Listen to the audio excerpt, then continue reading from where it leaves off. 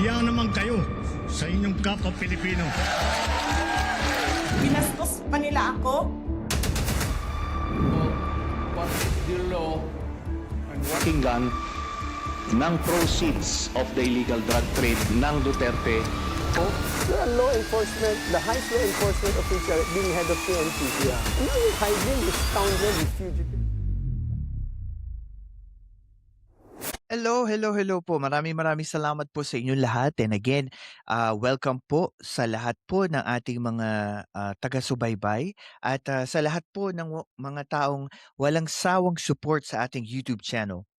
Again po, before we start, don't forget to share, like, and subscribe sa ating YouTube channel. And also, makikita nyo po dito yung ating QR code. So, don't forget to scan it with your phone para po ma-follow nyo po yung iba't iba naming social media account.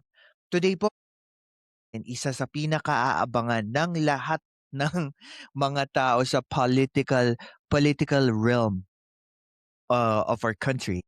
Today is the start of the impeachment proceedings, and I would say trial. Pag-uusapan po natin yung mga nakapaloob, yung mga issue, yung mga topic doon po sa impeachment trial ni VP Sara Duterte at bibigyan natin ng reaksyon at bibigyan natin ng konting diin para po sa mga taong hindi nakaka-update sa mga bagong balita about this. Pag-uusapan po natin yan. And because of that, we invited one of our guests to give his honest and brutal na opinion. Siya sa mga philcasters natin ma-attend sa ating podcast na talagang inaantay ng karamihan ng mga listeners natin. Well, I won't doubt it and I won't be shocked kasi talagang iba siya kapag siya nagbibitaw ng kanyang mga reaction. Without further ado, please welcome Ka Inaro. Oy, Hello. magandang umaga dito sa Pilipinas. It's 10:39 here. Kumusta, Philcast, at sa lahat ng manonood dito sa ating time stream? Ako, medyo alam naman, matindi yung kakompetensya mo ngayon kasi start ng hearing. oo. And honestly, like everybody is waiting for this for a long time. I think almost 1 year. 'Di ba yung una na binbin eh. Tama, Tapos ito na. Ito na yung inaantay ng maraming tao. tama. Lahat po ngayon, para sa kalaman ng tao, ng karamihan, and even yung mga ating listeners today, lahat po tayo nakatutok sa House Justice Committee para simulan na po ang pagdinig ng impeachment complaint laban kay VP Sara Duterte. Alam po natin that it was approved, sufficient in form, substance, and ground. Pero ano na ang susunod? Together with our guest today, bibigyan niya po tayo ng reaksyon at komento ito sa paparating na unos partido ng mga DDS, di ba? Kainaro, bigyan mo naman kami ng konting intro, no? What do you see, what do you feel about this pending proceedings sa impeachment complaints? Una, syempre, disclaimer, wala tayong claim for expertise sa usapang ito. Hindi rin po ako lawyer, ako ay political blogger lang. Nagbabasa naman po tayo at nagre-research tayo. So, dun po ako nagmumula. So, napaka-interesting nito kasi ang lahat, alam naman natin na sui generis, unique sa SC ruling na naging desisyon dun sa complaint na sinampa ng pangalawang pangulo dun sa nakaraan na impeachment complaints. So interesting kasi bago sa lahat. And Kainaro, siguro alam naman po natin we're just giving our own opinion dito. Pero para po sa ating mga listeners, if they're not in tune sa politics, layman's term, mga non-lawyers, ano po ang tingin ninyo ng ibig sabihin kapag ang isang impeachment complaint ay pasok sa sufficient in form, substance at saka ground? Alam mo yan yung isa sa mga technical na aspeto ng impeachment. Medyo again, dwelling into a domain na hindi pamilyar sa mga laiko. So even the terms sufficiency in forms and substance, yung isang nakakatawang na-highlight na mismong ang isa sa mga kongresista ay nagtatanong kung ano itong sufficiency in grounds. Kasi talaga namang sumikat yung parang marami nang may alam ng sufficiency in forms and substance. Pero yung sufficiency in grounds mukhang, lumalagpas lang siya na hindi napagtutuunan ng pansin until tinanong ito ni Marcoleta. So sa simpleng pagpapaunawa, ano ba ito? Yung sufficiency in forms ay porma, 'di ba? So we're looking at it in terms of, the physical attributes or the technical attributes of the complaint. So parang ang tinitignan mo lang diyan, tama ba yung forma, tama ba yung structure, tama kung ay tinitignan natin yung ibig sabihin ng content. Tinitignan lang natin yung ayos. Yun, Halimbawa, kung content. may, bibisita sa'tin ang tinitignan natin yung itsura niya, tama ba yung itsura niya? Tama ba yung kanyang That's suot na sufficiency in form. uniform, o kung Yeah. party na ano 'yan, kung night party 'yan, dapat naka-night party attire ka. Hindi ka naka-swimsuit, bagsak ka kaagad sa sufficiency in form. Tapos Mhm. sa technical na aspeto mga, ng ano, ng, parang formal na approval, na nakikita sa mga pirma.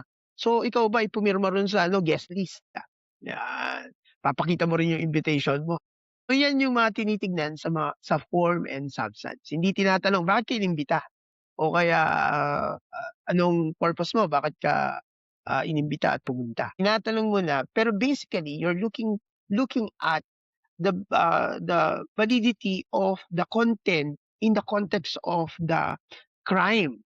I think I think Kainaro, kasi hindi naman ako lawyer, no? I only understand it like beneath like the surface on how Hmm. you explain it. I think sa mga listeners po natin, if you have any question during the time that we are talking about this topic, don't forget po to place your comments down below and we will try to read and answer it. I think sa aking pagkakaintindi, na paliwanag mo, ang form is format.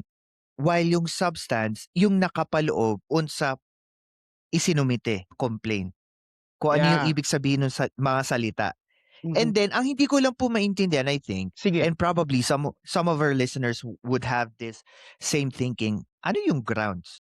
Yan, okey. Yun pala 'no, nabitin tayo dun sa grounds. Yun yung probable cause kasi yung tinignan mo sa substance, yung impeachable ground, yung impeachable crime na maaaring ginawa, nung ini-impeach o nirereklamo.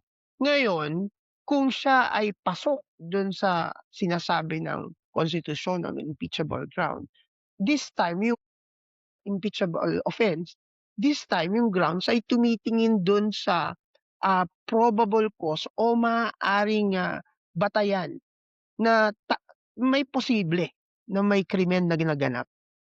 So, Kainaro, parang ang grounds is mostly legal and technical aspect noong I complaint. Yeah, oo, at dito medyo Mm. medyo yung pagka-abogado, depensa at prosecution ay pumapasok. Ito yung nagbibigay ng karakter sa impeachment ng isang legal procedure, not only political, 'yan. Yun yung legal component ng impeachment. Kasi And pumapasok ka na sa the main reason kung bakit nandito na tayo sa first day ng trial is because pumasok siya dun sa ikatlong steps, which is yung sufficiency in ground. And I think merong mga nagsasabi that this mini trial is a preliminary investigation paakyat ng Senado. yeah. Pagka sinabi po bang pag sinabi po bang, mini trial, are we talking about showing evidences and talking about witnesses? Yung sagot, oo. When we talk about trial, we talk of evidence and, witnesses and, testing of that evidence and that witnesses. Supposedly, this Mhm. is not the impeachment court. So, kung meron mang trial o mini trial na sinasabi, it's not for indictment o hindi ito para sa, decision of guilt. Hindi guilt ang tinitingnan dito kundi more of a probable cause. Kaya nga sa pagpapaliwanag sa mga nagkakaso, siguro marami ang nakakaalam na, ah, puwedeng, PhilCas? nawala ako. Ayan, ayan, sige. So, ang confusion, hindi siya trial talaga for conviction. It's a trial to establish probable cause. And then also, Kainaro, because we're dealing here with the bigger step coming from after yung mga sufficiency na patunayan nga dito sa complaint na to. What do you think and what do you foresee naman sa aspeto ng tatlo to, ah, PR, political, and moral? Mhm. Ano po nakikita ninyo na foresee na maging effect nito? Probably pro or against our Vice President? Well, politically, diyan papasok yung mga ano, yung mga script mo at playbook mo, eh. Politically, you can use the exercise to either strengthen your case or weaken your.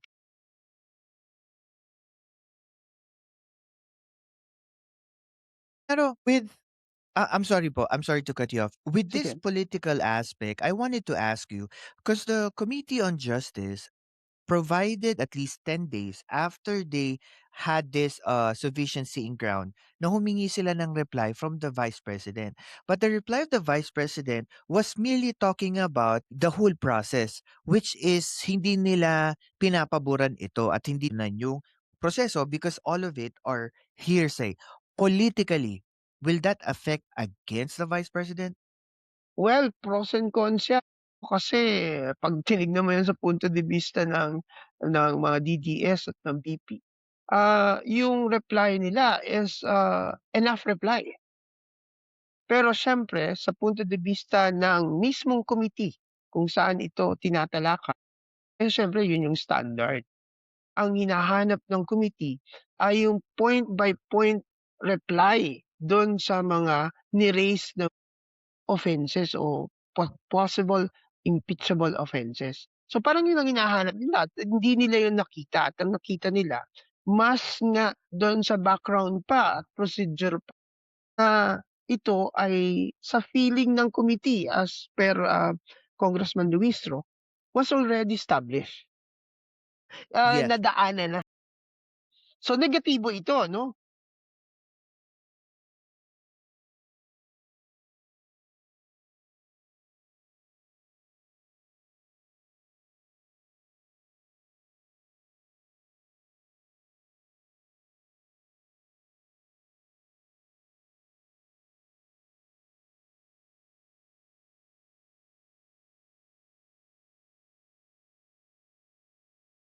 That opinion, do you think there's a merit do sa sinabi ng political analyst? Ano ulit yung ano, yung sinabi ng Kasi political parang analyst, hindi ko masyadong kasi parang sinasabi niya na naging over, reaction.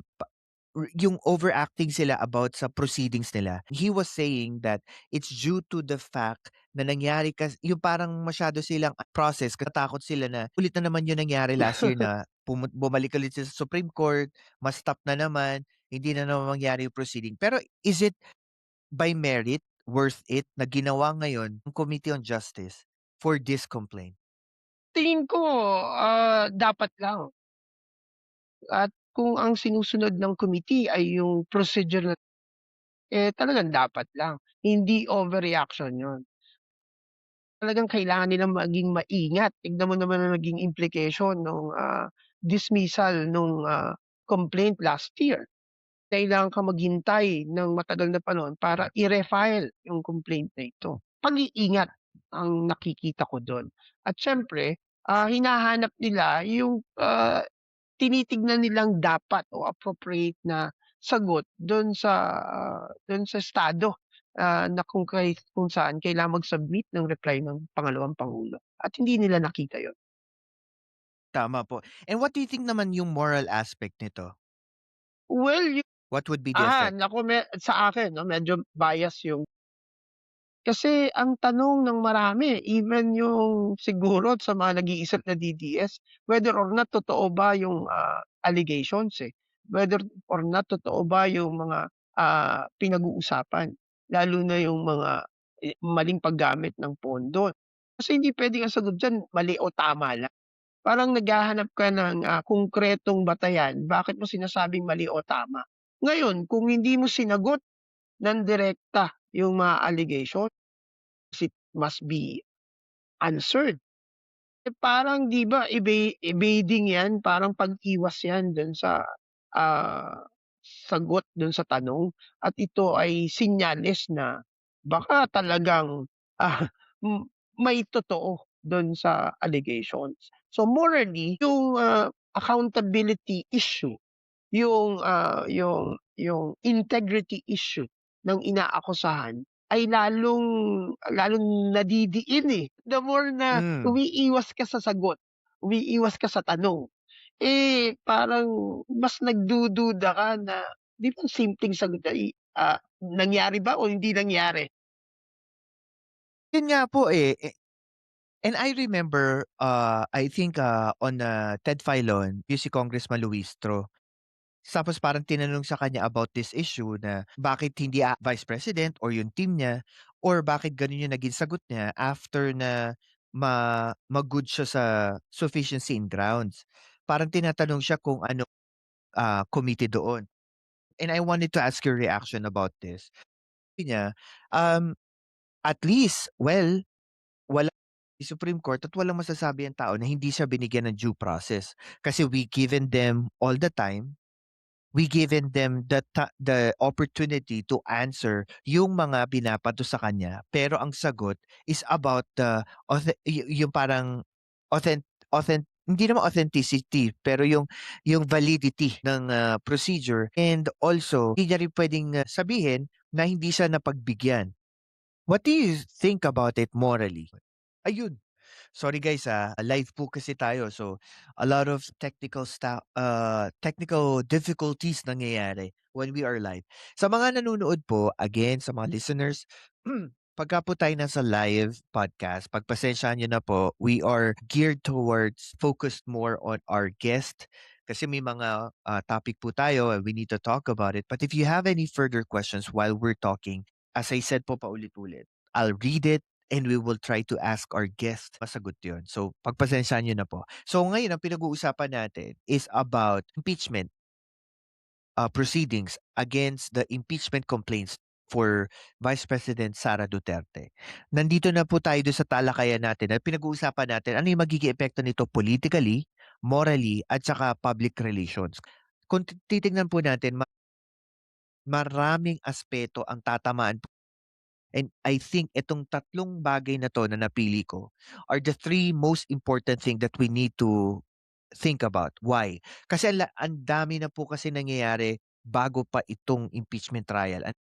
Yung mga kinakaharap ng ating pangulo, tapos itong pagtaas ng presyo ng, gasolina, pati yung bilihin, tapos, yung flood control issue.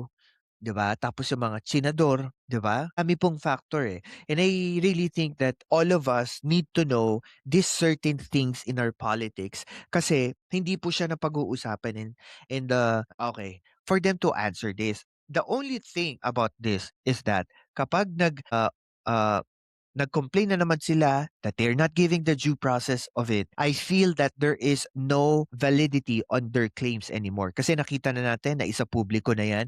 And the Committee on Justice is very, ano na eh, I would say, very into details. Ayaw na nila mapunahan, ayaw na nila na magkaroon ng issue ulit sa Supreme Court. So, it's a good thing, even if it will take some time. Ito naman, pag-usapan natin PR. I don't know if you guys have questions on me, habang ako'y nagsasalita. Lagay niyo lang 'yan sa comment section down below. PR, public relations. I think ang magiging problema dito ang issue nito sa PR is 'pag lumabas na ebidensya. Kasi po tandaan po natin, last year when this impeachment complaint came about to Congress at nagpunta ng Senate, natulog na 'to. Hindi po naiproseso yung kung babasahin niyo po yung inilabas na, desisyon ng Supreme Court. Yung pinakahuling desisyon po ay nag-focus lang sila doon sa session days, sa technical side noong pagpapasa ng impeachment complaint. Pero hindi po tuwirang sinasabi ng Supreme Court that Vice President Sara Duterte will not be impeached or will be impeached. Kaya wala pa po doon tayo sa ground na yun. Masakit lang po dahil merong 1-year ban nag-antay po itong ating mga kababayan na nagsampa ng kaso to reapply again nitong taon na 'to, which is, on the month of February. Kaya po nagsimula noong February hanggang March, which is today, March 25. So, masyadong, actually gulo, masyadong, masalimuot, yun yung tamang term. Masalimuot ito kasi hindi nasagot yung mga dapat sagutin ng Vice President dati. And I think naniniwala ako dun sa sinasabi ni Senator Trillanes, which is, Trillanes, na ang gusto lang naman talaga daw nila is to have people to see yung mga evidence, 'di ba? Kasi yun naman ang importante. Lahat naman may masasabi, lahat naman merong, merong opinyon sa sitwasyon na 'to. Pero pagdating sa ebidensya, 'pag nailabas yan sa tao, parang yung nangyari kay Jose Velarde before, siya talaga na-impeach, eh. Ah, Nagpababa sa kanya yung ano talaga ng boses ng tao that time, 'di ba, EDSA people power. So I think there is a move, or this probably is the thinking of Senator Trillanes, mailabas lang 'tong mga ebidensya na 'to, and with additional information kay, Ramil Madriaga, there would be a push from the Filipino people to revolt against the Vice President. At meron pa nga po isa pang question, eh, what if naman that the Vice President resigned to her. Yan yun na nga, yan po yung naalala ko. Okay. And then moving on sa pag-uusapan ng mga ebidensya, titignan na kung ito ba ay, may sapat na mga ebidensya, and the evidence will stand by itself from witnesses at saka mga paper trails, mga documents para doon sa impeachment hearing sa Senado. So yun yung parang pinaka-summary ng mangyayari ngayon sa House Justice Committee. Makikita natin mga evidence, yung mga request ng mga nag-complain. They wanted to, they wanted to open the bank accounts. They wanted to request doon sa evidence ni Ramil Madriaga. Dito na natin makikita. Ayan, Kainaro. Sorry, naputol. Oo nga. Asan Ayun na po, Kainaro. Okay, ano na tayo kasi tuloy-tuloy, i-ano ko na, nag-progress na tayo sa susunod na topic. yes. Kainaro, bakit sinasabi ng mga House Committee members yung proseso daw na ginagampanan ngayon sa hearing kay VP Sara is bago or kakaibang proseso? Of the very exercise. It's not just legal, it is also political. Yan yung point of confusion at point of discussions plain na ito dun sa mga nauna pa, no, dito.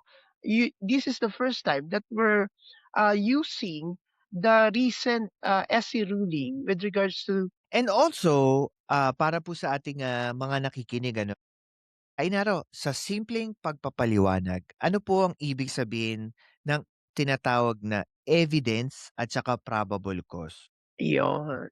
So yung evidence ng aligasyon kapag may ginawa kang krimen at may different corroborative, yung mismong forensic, narinig nating iba.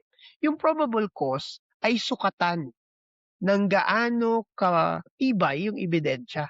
So may ranggo siya, no? Kahit natin yung mga termino such as probable cause o kaya beyond reasonable doubt, preponderance of evidence, ang madalas na marinig natin, yung difference ng mga criminal cases sa mga civil cases, no? Sa civil cases kasi, preponderance lang of evidence is enough na. So, tinatakdang standard of proof, no?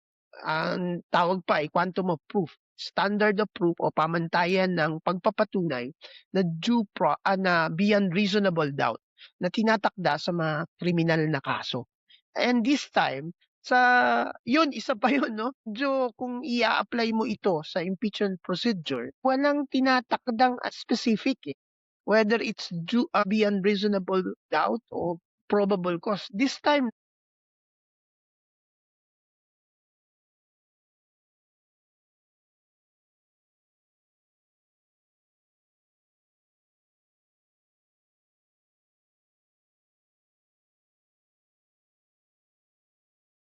Mhm.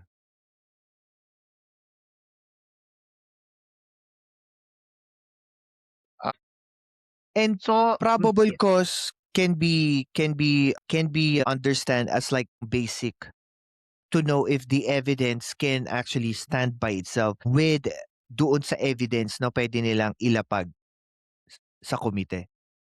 By saying standard of proof, 'no, pamantayan ng, pagpapatunay, sukatan siya. O Mhm. ang sukatan, ano yung mas malalim o mas matinding sukatan? So may ranggo, you can assume ranking. Kapag sinabi mo halimbawa yung probable cause as against or in comparison to beyond reasonable doubt, medyo malayo yun, mas mababa ang sine-set na Hmm. standard ng reasonable cause sa beyond reasonable doubt. Kaya nga, sa puntong ito, probable cause lang ang hinahanap ng hearing ng, Committee on Justice. Posibleng batayan na meron niyang krimen o katotohanan sa aligasyon para ipagpatuloy yung trial. Pero kapag sinabing beyond reasonable doubt, walang duda, walang ni katiting na pagdududa na naganap ang krimen. Oo, oo.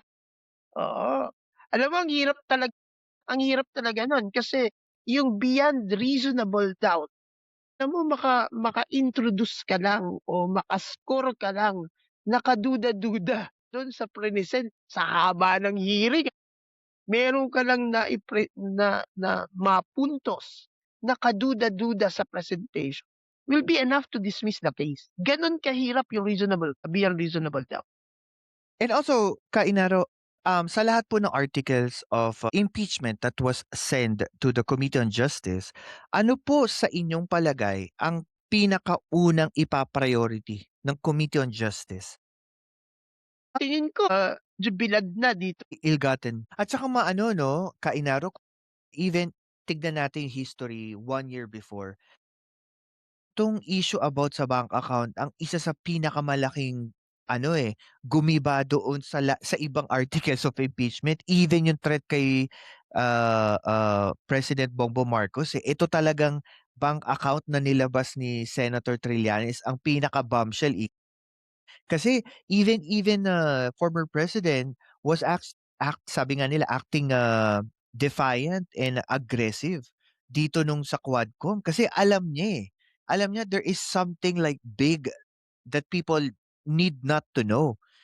Kaya nga 'di ba parang nagkaroon ng viral video before na inaambahan niya si, Sentry sa Quadcom na, "Sige suntukan na Tama. lang tayo bago ko pirmahan." And I really believe na parang ito yung maaari nila number one na parang magiging, punto dito sa complaint itong, bank account. Kasi I remember they are already I think pagbobotohan nila yung mga request, for accounts, bank accounts, and then for AMLAC para matulungan sila. So ang dami nitong mga bagay na, parang, fino-focus nila. Pero I think yung sinasabi niyo nga po about dun sa ill-gotten wealth at saka yung public trust, yun yung parang magiging issue, eh. Ano sa Daming tingin niyo po evidence 'no, daming evidence 'no. eto pa 'no, Kainaro, one of the biggest, thing that I am thinking about sa mga evidence na kinukuha nila is what if, to some reason, they requested for documents coming from AMLAC. Pero may narinig ako na attorney ang sinasabi, meron pa ring karapatan si VP Sara to reject if AMLAC requests yung mga document, bank document. I think if i-pick up 'to ng mainstream, kunwari lang, Yeah. theory lang, ma-pick up 'to ng mainstream na nag-request ang komite, pati ang AMLAC ng bank account tapos dininay ni VP Sara for any kind of reason, kahit anong paliwanag, tingin niyo may epekto sa publiko? Pero kita mo may mga depensa ang narinig kong depensa nung isang lawyer, ni VP Sara. Still, you need to prove na, papaano nakuha yung wealth, yung ill-gotten wealth. Kailangan makonekta mo yung bank account na yan dun sa sinasabi mong ill-gotten, yung, Pero yaman. Ay naro, pag-usapan natin 'yan, total kuwentuhan lang naman 'to. Meron kasi sinabi si Congressman Ridon, ang sabi niya ganito, "Even if we don't prove yung source nung pera na naamas niya noong panahon na mayor siya or vice president siya doon sa kanyang bank account, the very question here is this, dapat ang vice president ang magsabi kung saan nanggaling yung sources of money." Kasi sabi niyang gano'n, kung naglagay ka ng, ano ba 'yan, yung SALN mo, na ito lang yung pera mo at ito yung kinikita ng business mo, even you are an attorney, it only proves that you're telling the public and the government na ito lang talaga yung source of income mo. So parang sabi ni Congressman Ridon, it's not for the committee to actually prove anything.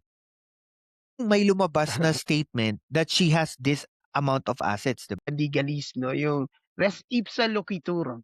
The evidence talk it itself, no? Talk for itself. Ibig sabihin yung Mhm. mismong ebidensya di mo na kailangang paliwanag. Yun na Siya yun. na yung nagpapakita. Bakit? Kasi una babalik ka sa definition ng ill-gotten wealth sa batas. Well, nagiging legal na tayo rito, hindi naman ako talaga abogado. Hindi po ako abogado, ito ay basa-basa lang. Kasi ang Sa mga ill-gotten na wealth Oo, ang ill-gotten wealth po dalawang importanteng, aspeto ang tinitignan diyan, eh. Yung una, yung kinikita ng public official. Pangalawa, yung laki, as per, yung asset and liability niya, yung sinasabit niyang SALN. Kapag pinagkumpara mo 'yan, kung may hindi proportion, disapportionate. disappropriate o disproportionate. Ah, pap ang hirap talaga mag-ano, eh, 'no, pasimplehin ng mga bagay na teknikal. Ibig sabihin, yung laki ng kita mo hindi akma dun sa laki ng meron ka, okey? Kung ang sinasahod mo 100,000, eh, sa loob ng isang taon meron ka lang 1,200,000, eh, biglang nagkaroon ka ng 1,000,000,000, medyo kaduda-duda. At yung bank account mo and numbers of bank account mo na magpapakita ng laki ng laman nun as per comparison sa kinikita mo lang sa iyong trabaho bilang opisyal ng gobyerno ay kaduda-duda na. So, may apat 'no, kaya papasok tayo dun sa elemento, eh. Yung mga lawyers, ang punto parati nila yan yung parteng legal sa exercise na 'to, kaya hahanapin nila yung elemento. Pero the question of element will be, spare dun sa mismong Senate hearing na, hindi na rito. Ang mahalaga rito, eh, mapakita mo lang na merong existing bank account. Yung pagtatanong tungkol dun at yung relasyon nun, eh, sa Senado na yun, sa hearing for guilt. Yun nga yung hindi ko din maintindihan. Eto naman po yung akin 'no, isang punto na gusto ko diyan ipasok din. Bakit hindi nagko-cooperate? Kahit na wala naman sa konstitusyon that they really need to cooperate, pero ba't hindi nakikipag-cooperate ang kampo ni, VP Sara? 'Di ba ito nga yung inaantay na ng lahat, eh. Kahit sila siguro inaantay na para mawala na, mabura na yung alinlangan ng tao. Kung talagang wala naman silang ginagawang mali, eh, prove na once and for all, 'di ba? Simple, simple na nakakatawa. Oo, Hmm, kasi ang purpose ng lawyer ay i-spare yung client niya, eh, panalo hmm. parati yung kliyente niya. So, gagawin niya ang lahat para ma-achieve yung goal na kung ang pag-iwas 'no, ay, isa sa mga taktika o ang delay ay Mhm. isa sa mga taktika, gagawin niya yun sa pinaka-reasonableng pamamaraan. Ibig sabihin ko ng reasonable, hangga't may makukuha siyang katwiran dun sa otherwise sasabihin dine-delay mo lang, eh, pinatatagal mo lang, eh, 'di ba? Immediately we can say that 'no. Pero as a lawyer, as long as you can come up with legal reasoning, hindi tayo nag-uusap kung tama, moral 'yan, whether it's, Legal. legal. Yan nga yung ano, eh, kainaro 'di ba yan yung punto ng karamihan ng mga kritiko kay dating Pangulong Duterte sa ICC, na parang alam naman nila that hindi pa naman Hmm, trial, pero todo ang kanilang pag evade at saka hmm, pagtatagal doon sa proseso. Na parang nakikita ko gano'n din ang playbook ni VP Sara kasi kung nakikita nila that this is actually benefiting former president sa kanyang pamamaraan doon na tumatagal, 'di ba, bago ma-trial, maaaring gamitin niya dito. Kaso lang, I think the only issue is you're not in an international soil. Diyan ka sa Pilipinas.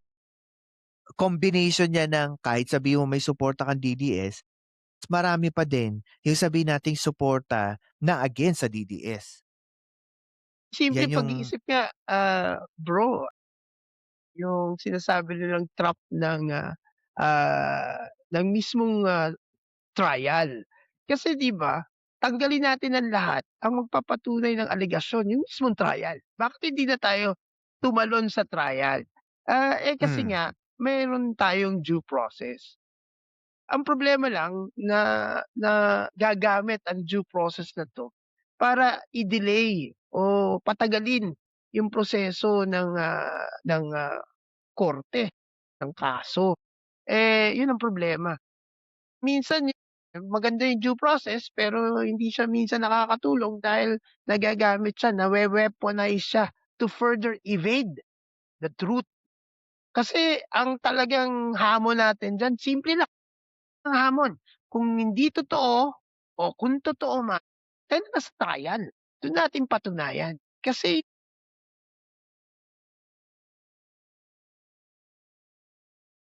mhm.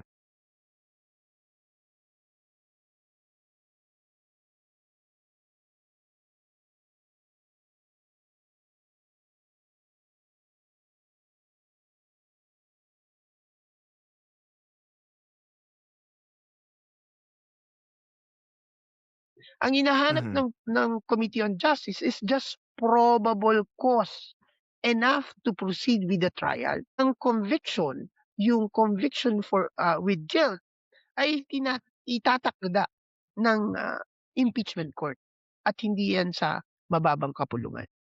Yun ang And kailangan natin also, parati. let's go naman sa mga witnesses. There were push by Congressman Shell Jokno. Isa dito si Caramil Madriaga, I think nailipat na siya ngayon from Camp Bagong Diwa sa NBI custody, para dito sa kanyang safety. Gaano kaimportante ito, especially kay Ramil Madriaga, to be on a safe environment or condition? Mahalagang-mahalaga 'no, kasi bukod sa bank account, tingin ko daming evidence will be the witness of, Madriaga. Kasi ito yung proximity sa pangulo at yung knowledge dun sa, mga sirkumstansya kung saan maaaring, may koneksyon sa impeachment allegation. Bagamat sinasabi ni Madriaga na ang kanyang, issue with the Vice President is not necessarily and it's not consciously for the purpose of the impeachment. Ang nangyari lang, nakita ng, prosecution, nakita ng mababang kapulungan na puwedeng gamitin ang, testimony ni, Madriaga to strengthen their case. At itong pagpapalipat ay kapangyarihan naman 'no, eleksyon o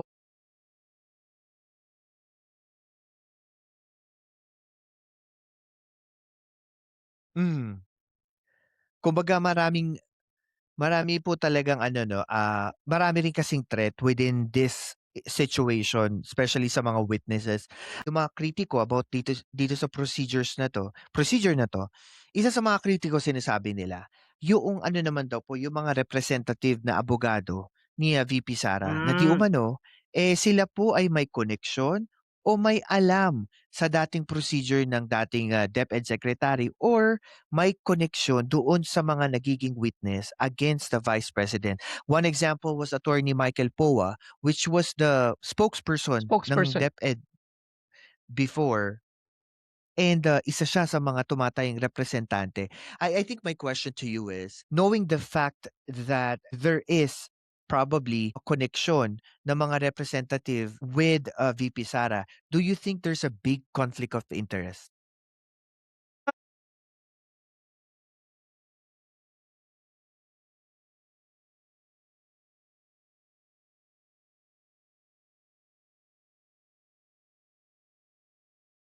Mm,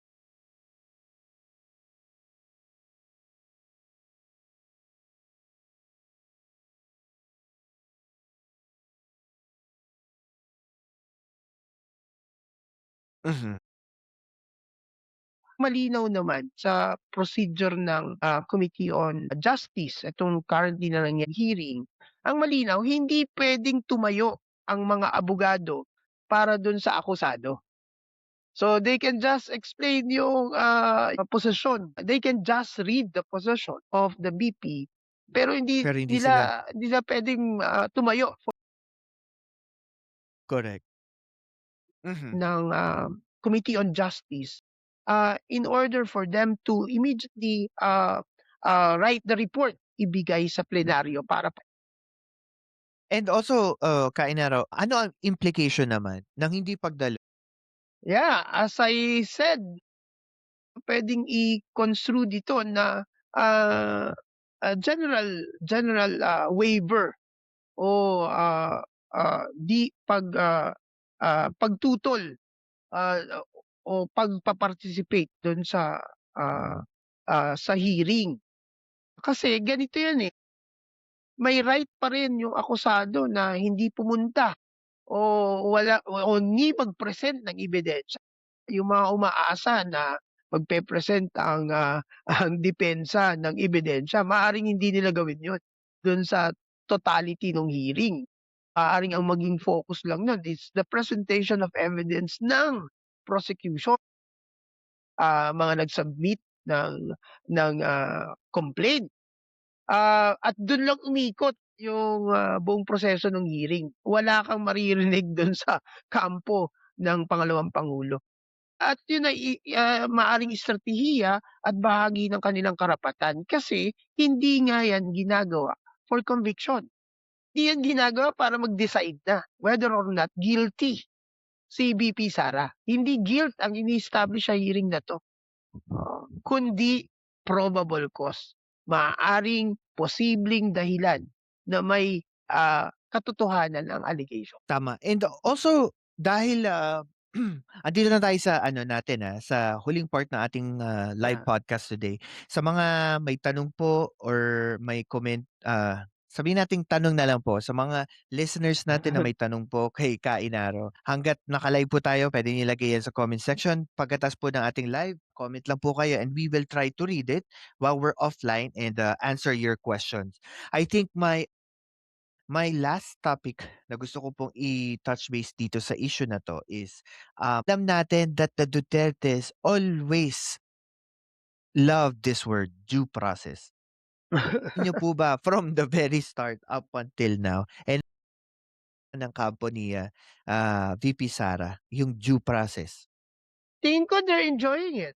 Kasi, nakakuha na sila ng mga pabor sa due process na ito. Naligtasan nila yung first, impeachment complaint because of due process. It was given to them by the Supreme Court, not only the favor of, the ruling siding with their, motion, but the very process of filing the motion 'no, to the Supreme Court. That's part of due process. Hmm, Tapos, dito, hanggang ngayon, to the last point I think 'no, they will be using it at weaponizing the otherwise right of both the accused and the accuser na, mabigyan ng enough na panahon, enough na, pagkakataon na idepensa o patunayan ang kanilang, aligasyon, sa korte. Ngayon ginagawa mong weapon to delay or even evade 'no, yung akusasyon. Parang yun yung problema na tingin ko yung mga minimums diyan nagiging mahalaga kung saan ang mas taong bayan ang magdedesisyon o magtitimbang. Alam mo yan yung ganda ng demokrasya, eh. Bagamat meron tayong mga institusyon, may mga struktura tayong in place. There is the judiciary, there is the legislative and executive. But still, yung factor ng taong bayan na nanonood, pero hindi lang dapat nanonood lang. Tayo'y nagtitimbang at dapat may gawin tayo kapag blatant 'no, disregard of the, duly constituted, democratic, structure and procedure, nababastos na. May gagawin tayo kaya mahalaga yung minimum. Kasi magiging hamon ito sa mga nanonood, magiging hamon ito sa taong bayan. Ano ngayon, anong gagawin niyo? sa nakita na. Kasi again, last hurray ng, tingin ko ng partido ng mga Duterte ay ang pagiging political ng exercise of the impeachment. It will boil Mhm. down to numbers game ulit. Anong tindi ng prinesent mong, mga ebidensya, boboto pa rin ang mga judges ng Senado at ang isang posibilidad na matalo tayo sa botohan. Oh, pero nakita natin ang buong proseso at ang pagpepresenta ng pagpapatibay o pagpapatotoo sa aligasyon. Ano ang puwede nating gawin diyan? Medyo I'm jumping off the the the process. Ngayon pa lang, yan yung malaking hamon sa'tin kasi nangyari na Hmm. yan nung mismong nag-motion ang pangalawang pangulo, sa constitutionality first pero will that be Tama po and I think ano, Kainaro again, maraming maraming salamat po sa walang sawang support ninyo at, always pag-guest ninyo sa ating, program. Sa mga listeners, again maraming salamat po and don't forget to share, like, and subscribe 'tong YouTube channel and also you can scan using your phone our QR code para po ma-follow niyo po kami sa iba po naming mga social media account. Ito po ang takeaway ko naman dito sa pinag-usapan natin today, again, this is a legal process ng ating democracy. Under Constitution, dito natin nakikita na our justice system is working. The only question is, who will it benefit to? Pupuwede kasing mag-benefit sa iisang grupo na maaaring ayoko.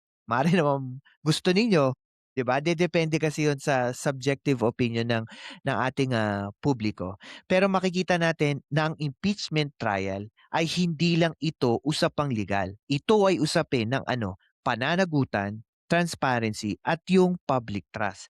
Habang nagpapatuloy ang mga pagdinig, linaw na bawat galaw ay may epekto, ito man ay sa batas, sa politika o sa pananaw ng taong bayan. Philcast at nandito din po si Kainaro at 10 na ating mga iba't iba pong mga Philcasters na kami po ay magbabantay sa mga proceedings. Aasa po kayo during this proceeding days, makikita nyo po na magla-live ako, makikita nyo po magla-live din po sila on their respective channel to talk about this. Why?